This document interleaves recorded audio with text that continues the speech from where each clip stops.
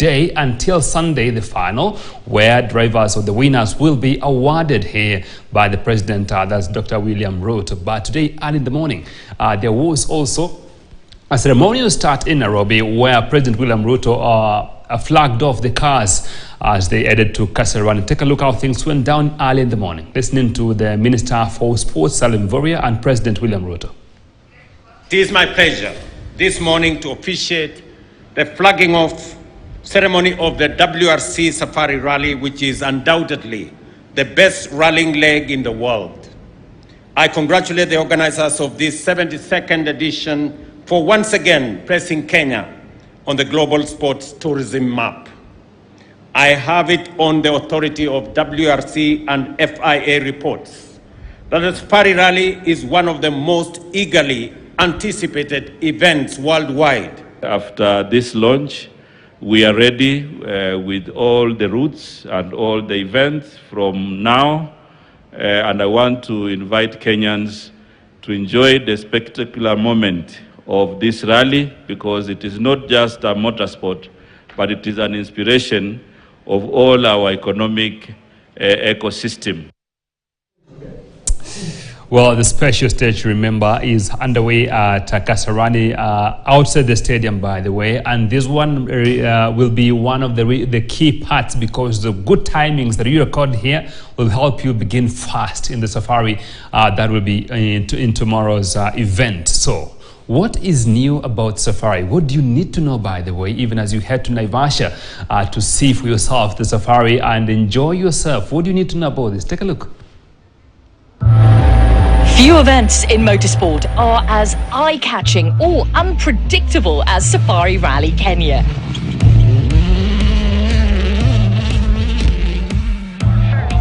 The iconic sight of WRC cars adorned with bull bars and snorkels, blasting through fesh sand and waist-deep river crossings has captivated rally fans for decades.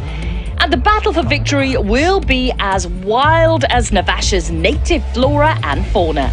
Safari Rally Kenya is arguably the most grueling event on the WRC calendar, with driver and machine facing 384 kilometres of brutal, unforgiving competition across vast plains, rocky tracks and thick mud. Taking place at the start of Kenya's rainy season, anticipating weather conditions will be critical for success, as the crews aim to navigate the rally's notoriously perilous topography. So, let's find out who will be chasing victory. Toyota look dominant in 2025, with Sebastian Ogier and Elvin Evans taking faultless wins in Monte Carlo and Sweden, respectively. Evans' second-place finish in the opener and perfect score in Sweden has rocketed him to the top of the drivers' standings, with an impressive lead of 28 points over his teammate, whose part-time season also excludes this event. The Welshman has been clinical at the opening two rallies, and with his rivals experiencing rockier starts to their campaigns, the full-time runner-up is the early frontrunner for championship honours this season. Takamoto Katsuta and Aaron Johnston pushed their teammates right to the wire at Rally Sweden and were unlucky not to come away with their maiden WRC win. A stunning drive from Evans on stage 17 was all that could separate the Toyotas on Super Sunday. But the Japanese driver demonstrated he has what it takes to win outright in 2025. And an impressive record of 3 podiums from 4 starts in Kenya makes him a strong candidate for victory. Last year's winner, Kalle Rovanperä, hasn't yet been able to replicate his World Championship winning speed this season. But the Finn has always been quick in Kenya, and alongside the technical prowess of the team, who've put a Toyota on the top step of the podium at every edition of the rally since 2021, Rovanperä's moment to shine may be coming. Calle's compatriot Sami Pyri also lines up from Toyota to make his debut at this event, aiming to further develop his experience at the top tier of rallying. Hyundai have had a mixed start to the year, with moments of brilliance mixed with bad luck. Reigning world champion Thierry Neuville made up for his false start with a strong podium finish in Sweden, placing him 4th in the standings.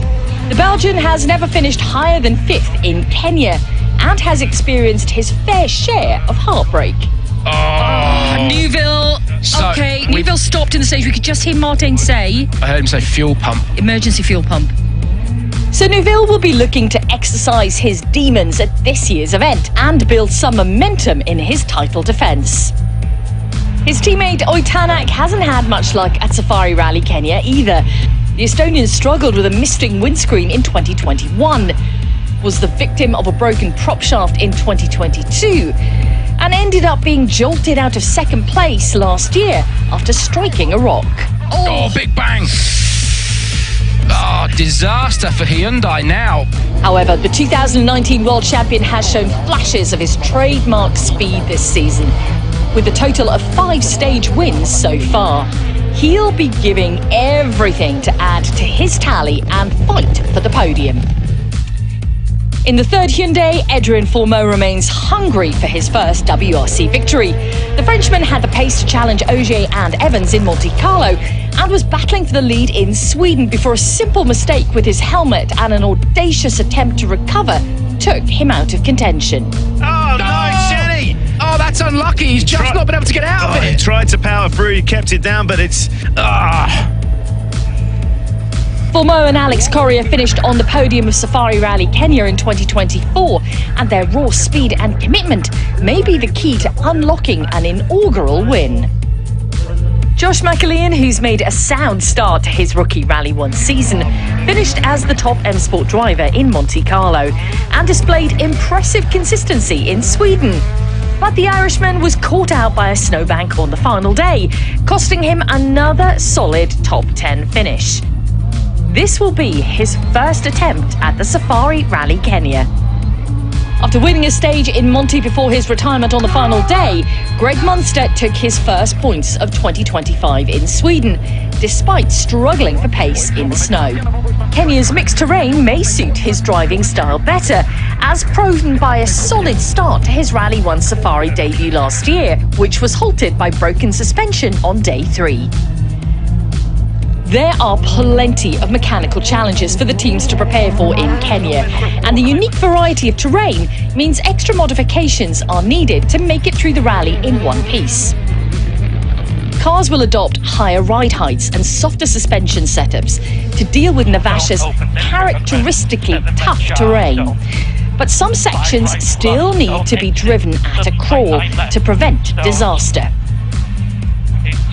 The event harks back to rallying's traditions of perseverance and endurance, where mechanical attrition and a driver's sympathy for their vehicle are equally as important as outright speed for success.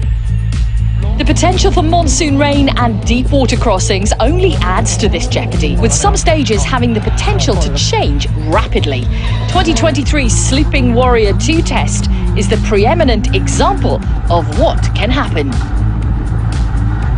In WRC2, Oliver Solberg was on fire from start to finish in Sweden. A hat-trick of wins at his home rally sets him up nicely for the start of the season. The Swede is now joint top of the championship standings with Johan Rosell. Solberg has come close to winning in Kenya before, but has been thwarted in his attempts by a number of breakdowns. Gus Greensmith will be thirsty for his first taste of champagne in 2025. And Safari Rally Kenya is the Brits' first nominated point-scoring round. He has form here too, fighting off a nasty stomach bug last year to take the win, and previously performed well in rallying's premier class. Also look out for 2019 Junior WRC champion Jan Solens, two-time Safari winner Kaito Kaitanovic, and reigning WRC 3 champion Diego Dominguez, who starts his WRC 2 campaign.